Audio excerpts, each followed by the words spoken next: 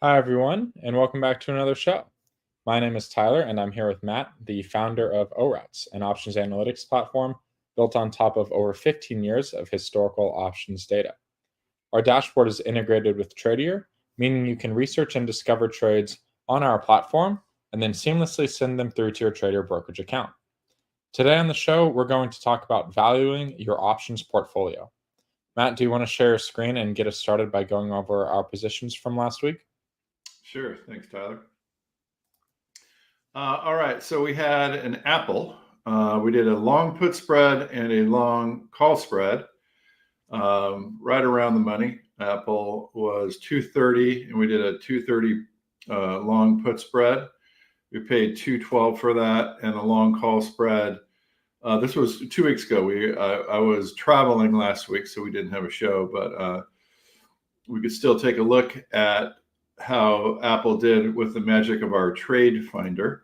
So our trade finder tool, let me get my drawing tool going too. Our trade finder tool shows how that put did. So at the close, let's see, at the close on October 11th, when it expired, the 230 put on October 11th. So the stock expired at 227, so it was in the money, almost $3, $2.36, and it says 254, but that's just a wide market. So this is actually what it's expiring at.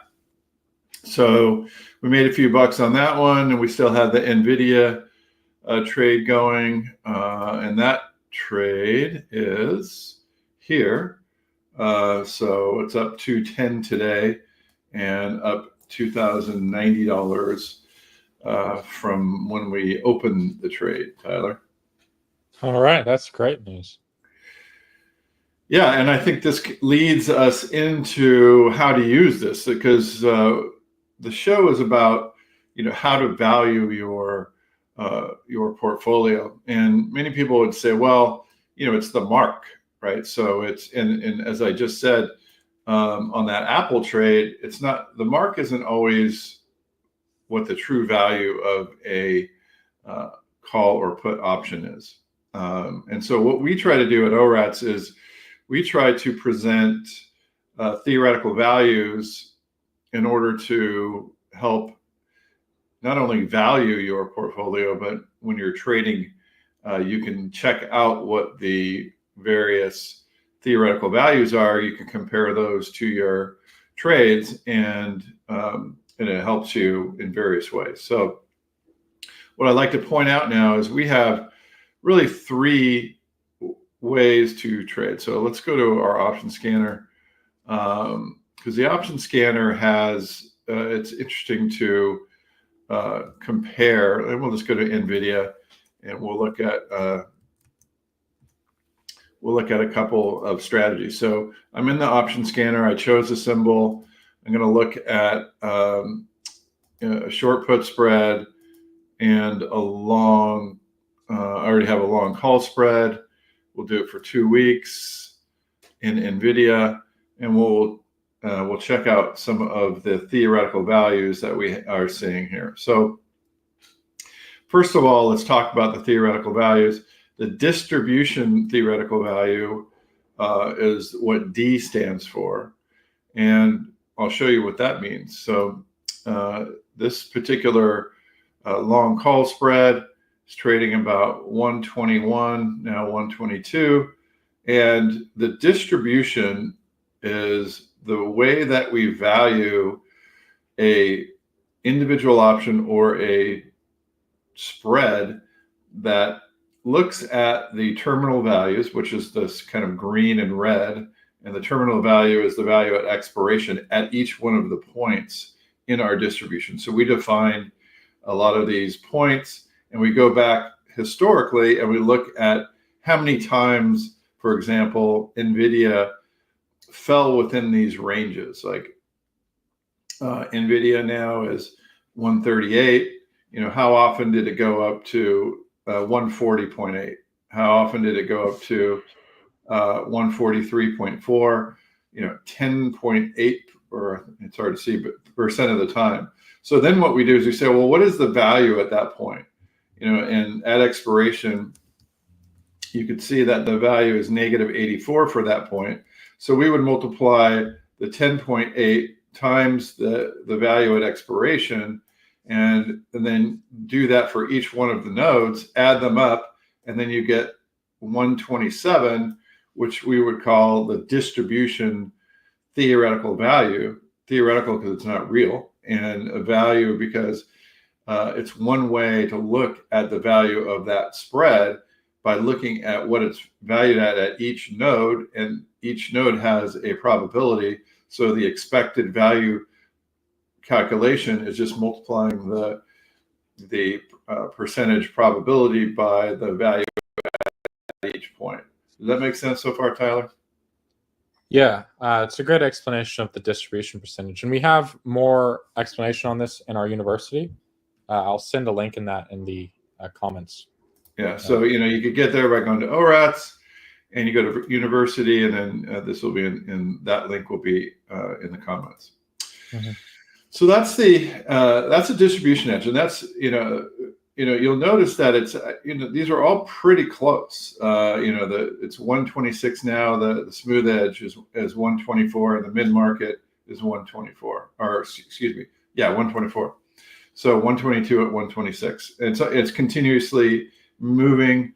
And as a matter of fact, one neat thing to do is check out the chain. So we'll go to the options chain. And if you have a trade already pulled up in the trade analyzer, it'll automatically go and open it up. It's really convenient. So it's very nice to see. So we could see it that this long call spread is valued, and what the bid ask spread is. And, you could add a bunch of columns to this, and so I like to see all of them. So I have all of them in there. You can see the volume, the open interest, our forecasted vol, which we'll talk about in a minute, the bid, the ask, implied volatility, and mid, the SMV, so smooth market volatility vol, and that's what we're going to talk about now. So that smooth market volatility is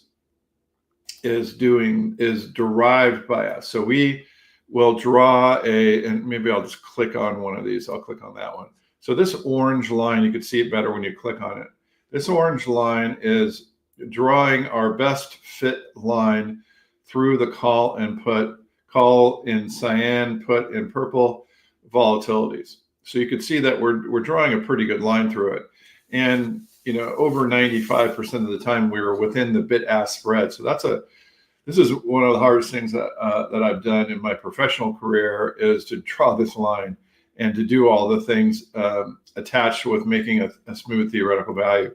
Might seem straightforward, it's anything but, because first thing that you need to do is you need to make sure the calls and puts line up, because you should never have different premiums in the call and the put.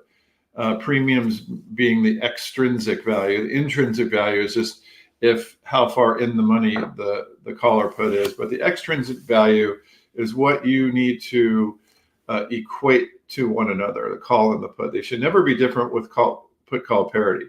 And if they are different, then you have some assumption that is incorrect. An assumption like, is there a dividend? Well, there isn't one in NVIDIA. Or actually, there is one in NVIDIA. But is the dividend wrong? Is it hard to borrow? Or is just the overall risk-free interest rate that you're using different from what the market is using?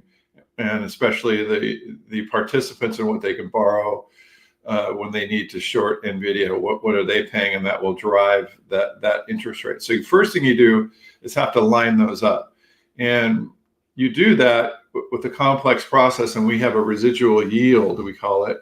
And that residual yield, we even slope, because some of the implied interest rates are different at lower strikes than at higher strikes. So that's a little bit more complex than I want to get into, but I just want to mention that we do that. And then again, in the university, we handle a lot more of that information. So the smooth, or the SMV, is what that orange line describes, that volatility, and then using that volatility, we then calculate theoretical values. And as I said, right now and much of the time, the SMV is very close to what the price should be. And often when the price is off, it's often that the price is wrong.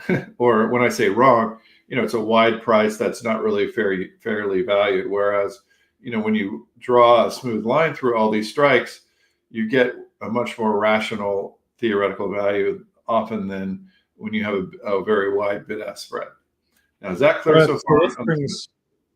This brings us back to valuing your portfolio, right? Like, the mark cannot always be trusted is sort of what you're getting at, right? And so we've created this whole process to calculate these different theoretical edges that we derive from the smooth volatility surface.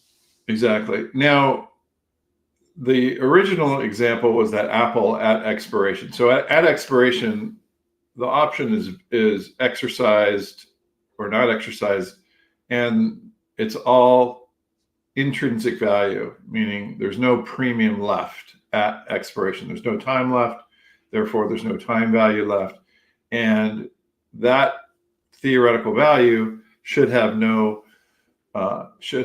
premium left in it. So that's relatively easy. But we saw that the market, they widen out because often there are large moves near expiration, and market makers, which I used to be one, will make wider markets because they don't want to get picked off with no time left in the trading day when they might not be able to get their hedges off. So they are wide markets, and so you'll want to look at an accurate picture of a smooth or theoretical value in order to get a good picture of what that value is of your position that you have on, whether you're valuing your own position or whether you're valuing a position that you want to get into or not. And the smooth edge does a very good job of that. And so those are two we've covered so far: the distribution edge and the smooth edge. The last one that I want to go over is what we call our forecast. Now, this one's going to be often different, and we want it to be different because we're trying to say, well, we know what the market is valuing these options, but what would we value these options if we want to try to forecast what volatility is and forecast what the slope should be and forecast what the long-term implied volatility is? If you put all those together, and for stocks, you include the forecasted earnings move, then you could make a complete volatility surface, forecasted volatility surface that will give you an indication of what you think based on those criteria, based on historical volatility, which a lot of people will use to figure out what they think the implied should be.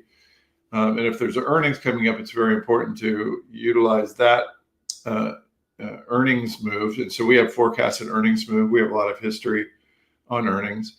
And then we look at a lot of the long-term implied volatilities. And I'll go to the outlook for this one, Tyler, because when we're thinking about NVIDIA and we're thinking about our forecast for the long-term implied volatilities, we'll use NVIDIA's closest components, and including NVIDIA itself in the regression analysis that we use to come up with a forecast for NVIDIA's long-term volatility. So all these things together, and then we build, the trade builder, I think, is a good way to visualize it, because the trade builder does a good job, visualizing the surface. And so in this case, the green is for undervalued, or, so it's saying buy.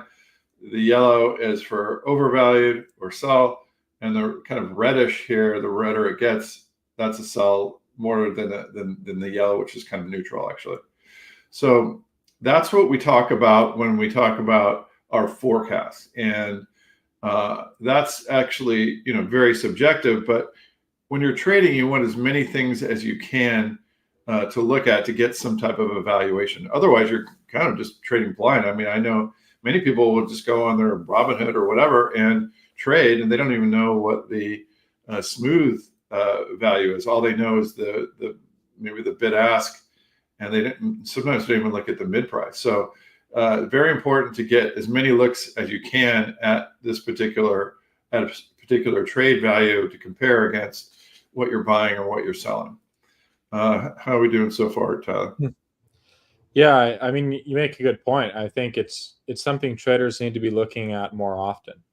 And this is why we've done so much work to create these edges. And the more I trade and the more I work with ORATS, it's so apparent how important it is, especially in thinly traded markets, or these days with SPY and 0 DTE options. Things get really, they fluctuate a lot. Theta decay becomes very important, and there's all these things that all these factors that contribute to the price, and the way that we smooth the whole volatility surface just makes it so easy to see a theoretical price that makes sense. Right. Yeah. Well said. So then what we do with all that information is we'll bring that and we'll put it into our positions, and we'll be able to then say, okay, well, how fairly valued are these positions? And so you'll see it's the D is the first column, F and S. So a lot of the positions that I have on are in liquid stocks. So all these are very much around. 2 is the biggest one that is off of the 0 theoretical value. So like some of these distribution edges, yeah, they're a little bit off, but for the most part, I'm pretty confident that the valuations that I'm getting are, since they're so close to 0, plus or minus 2, it looks like 3, it covers all of my positions, that the P&Ls that we're seeing, and I could just minimize this and see what the P&Ls are today. The P&Ls look, relatively, trustworthy. So we could see that, okay, those look pretty good. There's some distribution edges and some forecast edges. Those tend to move a bit, but again, if you're looking at how to value your positions, I would be pretty confident with these. Sometimes you'll come in and you'll see something that's just, that's just very far off, that you do not have the confidence in. So that's on the valuation. And another thing that I like to look at is you come in and say, well, let's minimize this again. Why are we losing money in XSP today? Okay, so you say, why am I down $300 today? And often people can't answer that well. So let's take a look. And the first thing that we do is you could see what we call our profit attribution. And I haven't seen anyone else do this way. But the profit attribution, so it's saying, okay, negative $331, where is that coming from? Well, you can see that mostly it's coming from Delta. Some of it's coming from Vega. Some of it's coming from Gamma. Some of it's coming from a theoretical mark. Only $4 is unknown. That doesn't work out. And the current mark, again, this mark is kind of our theoretical versus a smoothing. So that's very small.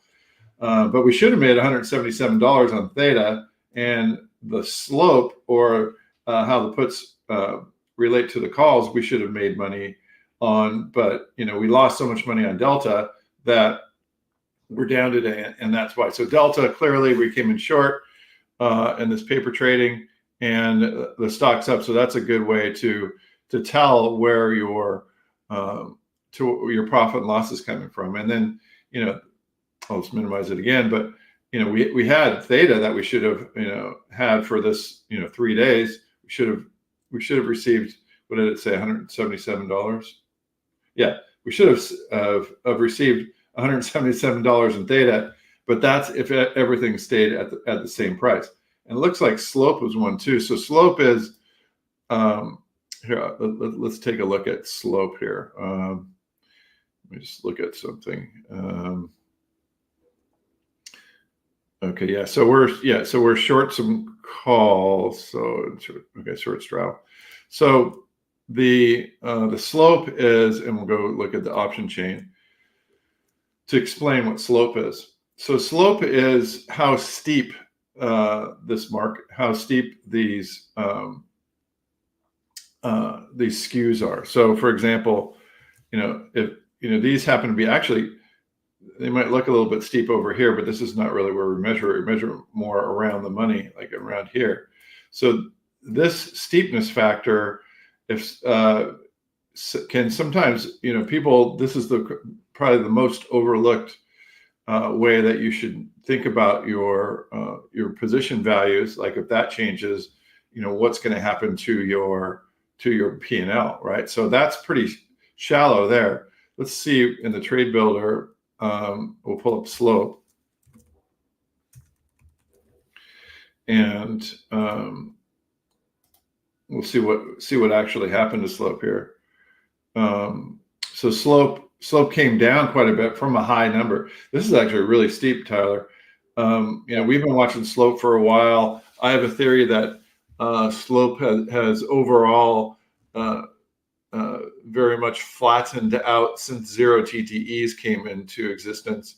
That's a longer probably discussion, but this is getting really steep, and so those that has come down quite a bit, and we were we were short, more close, premium laden puts, so we should have made money there, but that's we should have made money on the put or the slope coming down, but we didn't because of, again, the delta moved against us so much. But if we would have had that kind of isolated, like we like to talk about isolating your alpha, if we maybe the trade that we'll do today is to bet on the slope continuing to come down, but we'll isolate that by being flat deltas and flat as many other things as we can. Does that make sense so far? Yeah, we talk a lot about isolating our alpha, especially when it comes to things like slope trades, volatility trades. It's very important to do that. All right, cool. All right, so do you think we should go on to a trade now? Is it time? Yeah, let's do a trade. All right, we'll do SPX.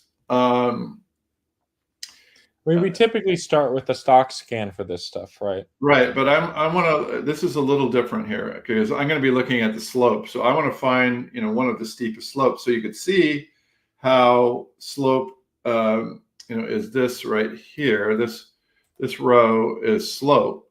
So, and if you go out 6.6, 6.9, 7, so you're kind of going, okay, it's getting steeper as we go out. So we might want to find something that's closer in, that's still pretty steep. So there's the first 8. Okay, so 6, it goes from 6.9 to 7.1 to 7.4. So let's look at NOV. Let's look at this one right here. Since that's a big jump, 0.3, and then it goes down. So let's look at NOV 29th. And so what we're going to want to do is we're going to want to so we're going to sell puts. So we're selling a lower strike and buy, and then we're going to be buying calls, so to speak. But that's going to, if we did that, we'd have a ton of deltas. So we don't want to do the deltas. So we probably just want to do some type of a like a spread butterfly type thing. So what we'll do is we will, so we're going to sell a lower strike because that's where the slope gets steep. So we're going to sell one of these, so 58.30, and then we're going to now buy a couple 59.25. So that gives us a lot of slope, but now we're still long a lot of premium. So then we want to come out. I should have done the 30s. That would have been easier to do. So that's 100-point wide. And so, now we'll go to 60-30s and sell one of those. So we've got this long butterfly. that is mostly going to be short skew. You see how I did that? So the body of it, it's is still you're kind of the biggest part is this short call, long call here. Could have probably gone deeper, but this should react to slope pretty well. So and so the theoretical value is 16, and so let's see. Did I do that? 58, 30, 60, 30. Yep. All right. So let's give them 1638. So we're only trying to get 1615. So that should be plenty. 1630. Maybe we'll give them we'll take a little bit less. So we'll go down to 1625, and we'll force that, and that'll be our butterfly for the trade for today. Awesome. So isolating that slope. Yep. And you can see that the theta is not that, there's not a huge delta. The theta is not crazy.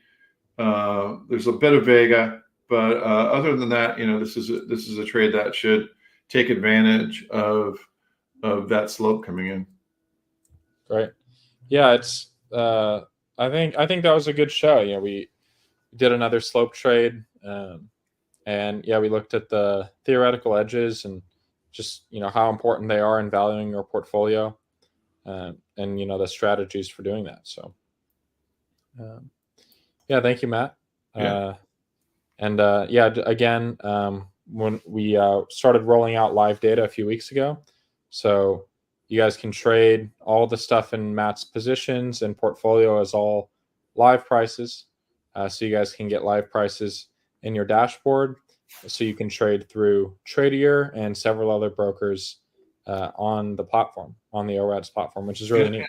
Yeah, and I should also add to that, you don't have to get the data from your brokers. You don't have to have any of those agreements, although you might have those already. But this is a separate. We're a separate from brokerage live data. We have our own ORATS live data now, so it's a big move for us. You've done a great job on it, Tyler. There's a lot that goes into that, and it's nice to be able to offer that to our clients.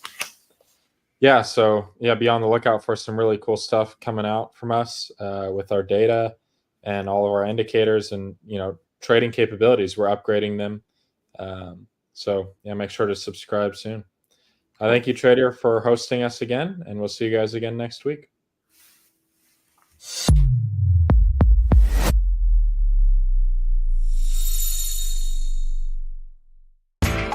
You know how the financial world goes. Here comes the buzzkill. Please make sure to take some time to read this boring disclaimer. We will owe you one.